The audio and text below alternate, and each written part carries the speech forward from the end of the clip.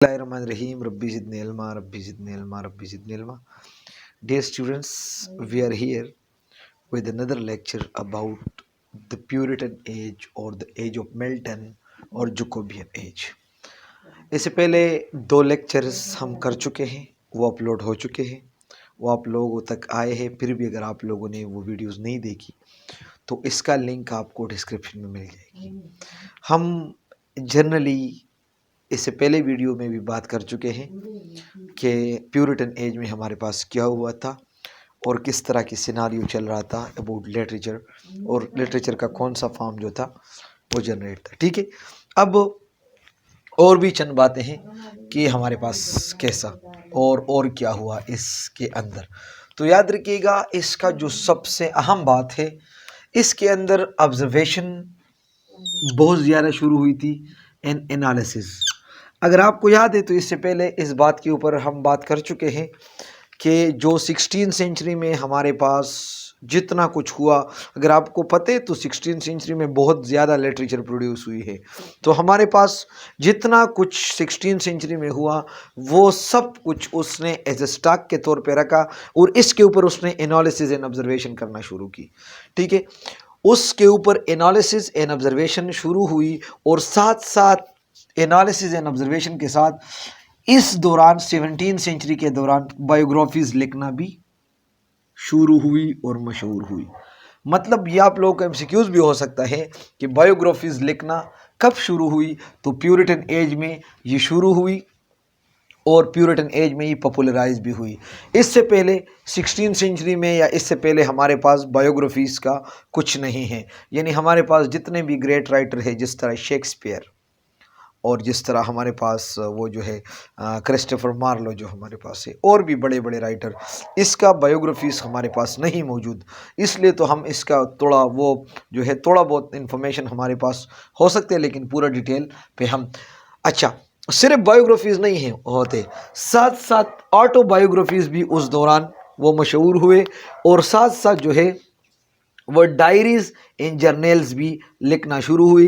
जिस तरह हमारे पास पिपीज डायरीज बहुत ज़्यादा मशहूर है उस वक्त इन फोक्स जर्नल्स। ये आप लोग का एमसीक्यूज हो सकते हैं कि पिपीज डायरीज किस ज़माने से ताल्लुक़ रखते, तो it was somewhere in 17 century और फोक्स जर्नल्स। ठीक है, तो ना सिर्फ हमारे पास बायोग्राफीज लिखना शुरू हुई और वो मशहूर हुई, साथ साथ ऑटोबायोग्राफीज, जर्नल्स एंड डायरीज लिखना भी शुरू हुई। ठीक है, तो मैंने बोला ना कि 16 सेंचुरी में हमारे पास कोई प्रॉपर रिकॉर्ड नहीं है कि हमारे पास जो है वो ग्रेट राइटर और उसने क्या की वो उसका बायोग्राफीज हमारे पास मौजूद है। फिर 17 सेंचुरी में क्या हुआ, ये पोलर्स एंड ओब्रे हमारे पास दो राइटर्स हैं, फुलर्स एंड ओब्रे हमारे पास दो राइटर्स हैं। उसने बहुत लेबोरियसली, बहुत मेहनत के साथ उसने डेटा कलेक्ट कर ली और उसने उसको क्रॉनिकल कर दी। क्रॉनिकल का मतलब उसने उसको सिस्टमेटिक अंदाज में रखा, तारीख़ का शक्ल उसको दिया।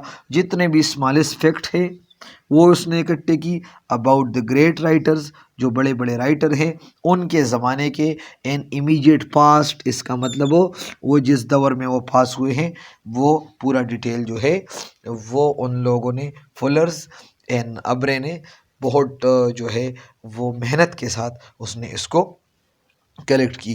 फिर हमारे पास क्या हुआ, ये याद रखिएगा, जितने भी लिटरेचर के अंदर डेवलपमेंट हुई है, यानी जितने भी ऑब्जर्वेशन, एनालिसिस, बायोग्राफीज लिखना, डायरीज लिखना और जर्नल्स लिखना, ये उस वक्त की सोसाइटी का डिमांड था।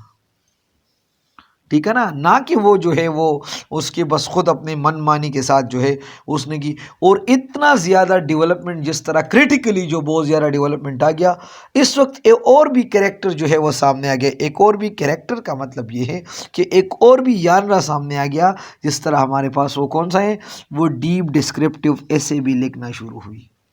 और ये किस थे, ऑन द कंटेम्प्रेरी, उस वक्त के जिस तरह हमारे पास आम ऐसे होते थे या आम टॉपिक्स वगैरह होते, जिस तरह टोबैको सेलर्स ये اور این اولڈ شو میکر، یعنی یہ وہ اس وقت کے ایک ڈسکرپٹیو ایسے وہ جانے جاتے تھے، یہ بھی لکھنا شروع ہوئی۔ ادھر کیریکٹر کا مطلب اے کائنڈ آف ایسے، اے کائنڈ آف لٹریری یانرا جو اسی ٹائم پہ ڈیولپ وہ ہوئی۔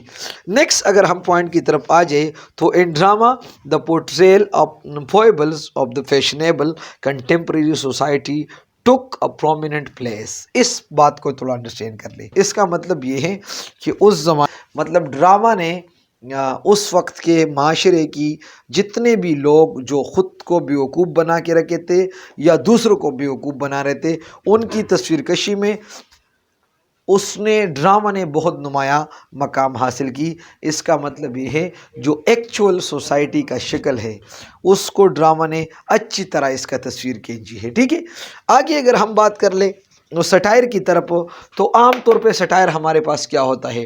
کسی کو ریڈیکیول کرنا، کسی کا مذاق اڑانا۔ لیکن یاد رکھیے گا 17 سینچری میں ہمارے پاس جو سٹائر آیا ہے وہ سٹائر نہ کہ وہ کسی کو ریڈیکیول کرتا ہے یا کسی کا مذاق اڑاتے، بلکہ وہ جو ہے وہ جتنے بھی ہمارے پاس ریلیجیس اینڈ پولیٹیکل گروپس سے ان کا وہ پورا آپ کو وہ نمونہ اور وہ جو ہے ان کا آئینہ آپ کو دکھاتا تھا۔ اسی وقت سٹائر کا کام یہی تھا کہ وہ آپ کو پولیٹیکل اور جتنے بھی ریلیجیس گروپ ہے ان کا ایکچول شیپ لوگوں کے سامنے لانا، سٹائر کا یہی کام تھا۔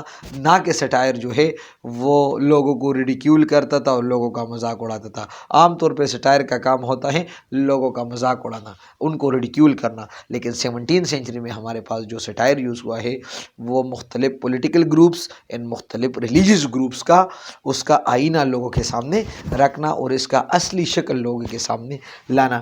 اس وقت کا جو ریڈر ہے یاد رکھیے گا وہ اتنا کریٹیکل ڈیمانڈڈ بن گیا کہ اس نے رائٹر سے یہ ڈیمانڈ کی کہ آپ سوسائٹی کو جج کریں اور جتنے بھی ہمارے پاس کنٹروورشل چیزیں ہیں، جتنے بھی ہمارے پاس وہ جو ہے سوسائٹل پرابلمز ہیں وہ آپ سامنے لائے، ٹھیک ہے نا۔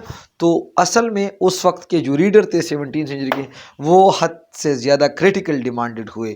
وہ چاہتے تھے کہ جتنے بھی رائٹرز ہیں یہ کنٹروورشل تھنگز جو ہے سوسائٹی کا یہ وہ سامنے لائے، ٹھیک ہے۔ تو آج کا یہ ہوا ہمارا 3rd لیکچر پیورٹن ایج کے بارے میں۔ تو میں نے تو کوشش کی کہ آپ کو میں کچھ نالج پرووائڈ کر سکوں، پھر بھی اس کے اوپر اور بھی لیکچرز باقی ہیں، ایک اور میرے خیال میں لیکچر ہیں، پھر جو ہے ہم اس کے پراپر اس کے رائٹرز کی طرف ہم جائیں گے۔ لیکن یہ جنرل لیکچر 3rd ہوا، اس کے بعد ایک اور بھی لیکچر۔